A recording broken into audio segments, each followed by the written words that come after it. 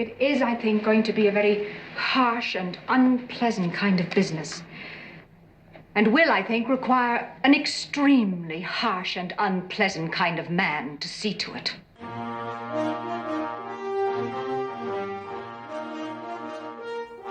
A kidnapped boy, a ransom, a rescue. In a nutshell, that's the plot of the 1971 film Big Jake.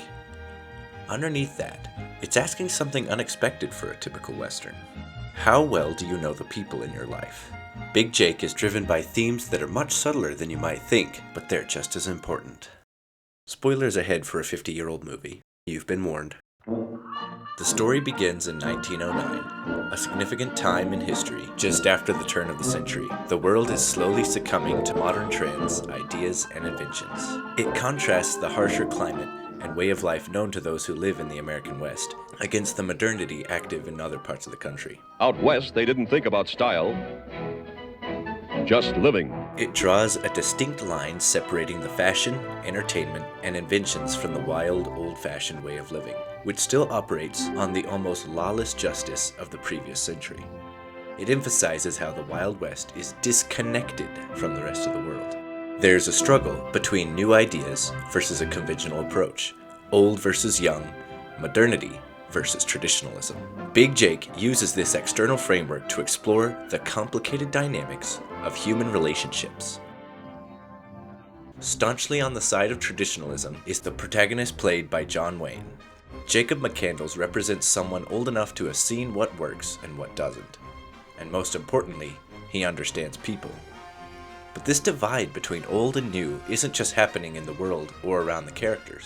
Throughout the film, youth is often equated with rashness and stupidity. The two sons of Jacob McCandles both represent the newer generation. They both grew up with different values and different ideas. The older son, James, sits somewhere in between modern and old-fashioned. He dresses like the Old West, but carries himself with a modern sense of style. The new ideas and methods appeal to him, but he is caught between both worlds. Michael, the younger, fully embraces the modern, the motorcycle, the clothing, the attitude, but when he tries to shoot a modern weapon, the film isn't exactly arguing that older is better, or youth equals foolishness, because Michael does use a rifle that is new by design, with a scope that has better range and clarity. That's good shooting. Modern ideas and accessories can work if used wisely. Likewise, in Ranger Buck's case, he uses his modern vehicles somewhat differently. Buck, not knowing where the kidnappers are, we can't chance that pass. They're young fools. And I'm an old one. Well, we might go with you. In those, they're faster than a horse. They'll go farther and last longer. 1909, Jacob.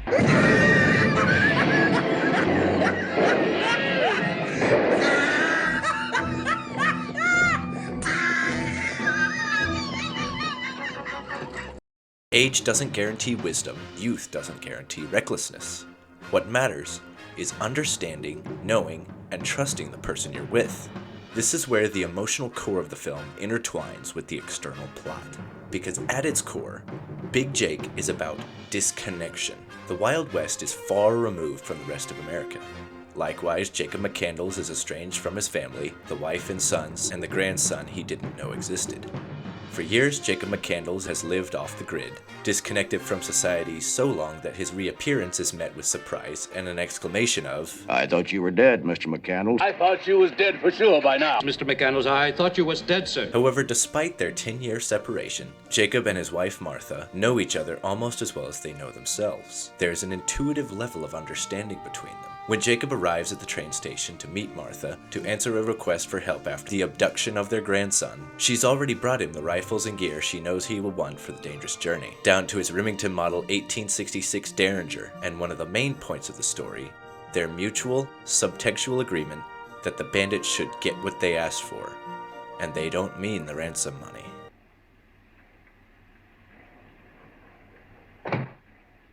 Is this the way you want it? Yes. They're very dangerous men. They've already killed 10 people, and I don't think we've got any other choice than to give them what they have asked for. I agree. Upon exiting the train station, Jacob finds himself face to face with his first son. Sarcastic, cocky, and with an edge of bitterness, James immediately underestimates his father. Well, son, since you haven't learned to respect your elders, it's time you learn to respect your betters.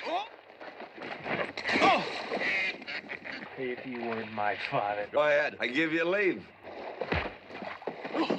Along with thinking he can mouth off without consequences, James is quick to assume that Jacob doesn't regret his long absence from his family, something that clearly isn't true. It's been some time since I've seen you. 10 years, I think. 9 years and 4 months. But you're welcome to come along, son. Jacob remembers down to the month how long it's been since he left. Furthermore, he welcomes the idea that his son accompany him on the journey, willing to get to know him better. Meanwhile, Michael, though respectful, seems to consider his father as elderly, unknowledgeable, too deeply lodged in the old-fashioned ways. James and Michael both change their opinion about Jacob when they get to know him more. Their respect for him grows, as does their trust that he knows what he's doing. And if they didn't have that trust, if they had remained disconnected from their father up until the climax, the story would have ended much differently. But I'm getting ahead of myself. After a gunfight, when thieves try to steal the money, the real contents of the box supposedly carrying the ransom money is revealed, and the trust beginning to grow between them fractures under suspicion and, most importantly, not truly knowing the character of their father. When the money turns out to be nothing more than newspaper clippings. What's the matter?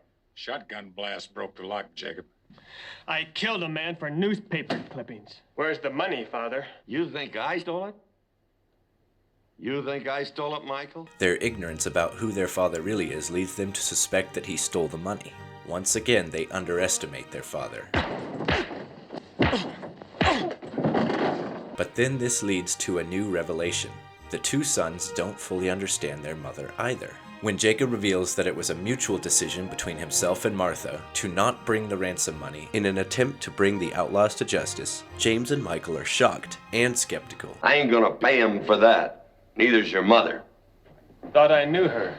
Not hardly. It's after this revelation that the two sons decide to fully trust their father, realizing that their quick conclusions about him and about their mother were not the whole picture. This leads straight into the climax, when Jacob arrives at the meeting place alone to hand over the ransom.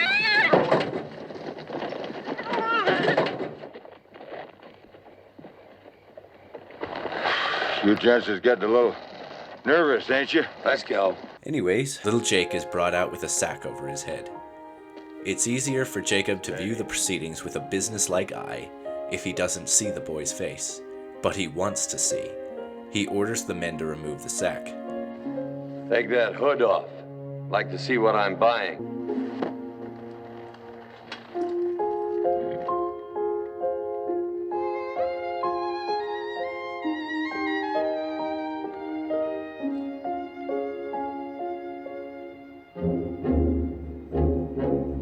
The moment the hood comes off, he can't think of it as business anymore. Seeing the boy's face makes it personal. This is a child of his family, his blood, his business. The protective instinct towards children in his introduction scene fully activates here. This moment is so strong because it condenses the entire theme of disconnection, as well as capturing the tragedy of the years with his family Jacob has lost. A fight ensues. Kill a boy! In which Michael saves Jacob and little Jake using the modern rifle he used to snipe the deer earlier in the film. Michael, the sharpshooter's yours. Kill him. How? Well, get lucky. Or better still, pray that I get lucky and make him miss the first shot. I'll give you about 10 seconds to see his powder flare and keep him from shooting again. He's now using modern ideas and inventions correctly, paired with Jacob's wisdom and tactical experience. This also applies to James when he encounters the lone gunman after getting injured. James uses the automatic weapon to... Okay, pause. What is bro doing? For all this guy knows, there's $1 million over there, and he's just sitting up on this ledge like a king. What is going on? James comes down here, and he's like injured, and he gets the drop on him, and he's like, you know what? Now is a really good time for me to... We're gonna do a little quick draw right now. What's the consequences of me losing this quick draw? I'm gonna die. But you know what? Worth it. Honestly, nothing but respect for this guy. What a legend. Anyways, James uses the semi-automatic handgun to win the quick draw. When Michael tried to use the handgun, he lost control and it fired off wildly. That event mirrored Michael and James's characters earlier in the film, enthusiastic about new ideas and too assured in their effectiveness, reckless in their lack of consideration for tried and true methods. Michael embraced new without the discipline or wisdom to handle it correctly. James, the bridge between the old world and the new, is the one to discover how to use the weapon correctly. The quick draw is a classic old Western practice, and he wins it by bringing the right amount of new into the traditional. The climactic conflict is when the growth and trust between the characters is fully shown. Jacob puts his life, as well as little Jake's life, into Michael's hands, trusting him to take down the sniper before the outlaw can pull the trigger on little Jake. He trusts James to keep watch on the perimeter and neutralize the bandits that try to ambush him from the back. Likewise, James and Michael trust Jacob to know what he's doing, paying close attention to the plan he lays out and following it to the letter. None of this would have worked if trust hadn't been previously established and chosen within the group. They watch out for each other, they protect little Jake, and are united in their priority to have each other's backs, even when physically separated. Meanwhile, the bandits scatter. Each one dies alone on their mission to look out for only themselves.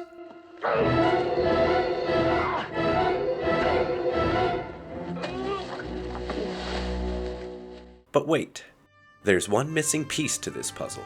John Fane, ringleader of the gang of outlaws, he pushes this theme of knowing and not knowing a little further.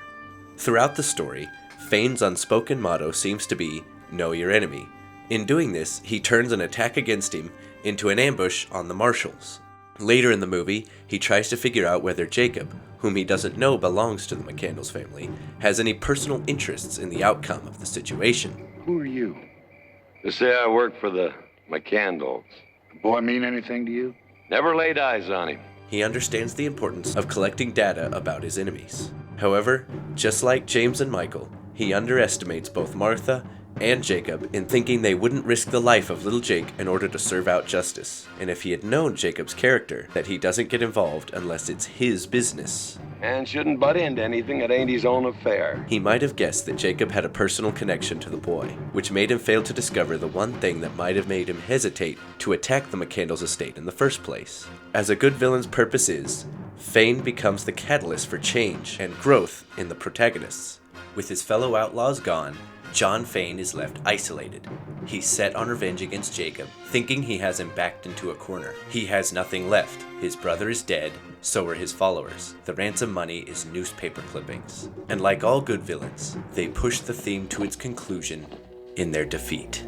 You come close, mister, but no cigar.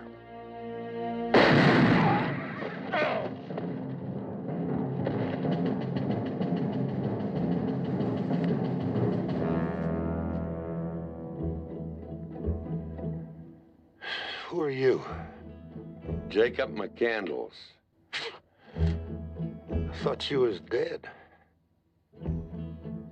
Not hardly.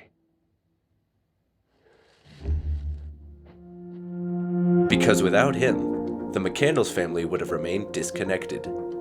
Big Jake begins with a simple story, but by the end, it's about a family who thought they knew each other and found out they had a lot to learn.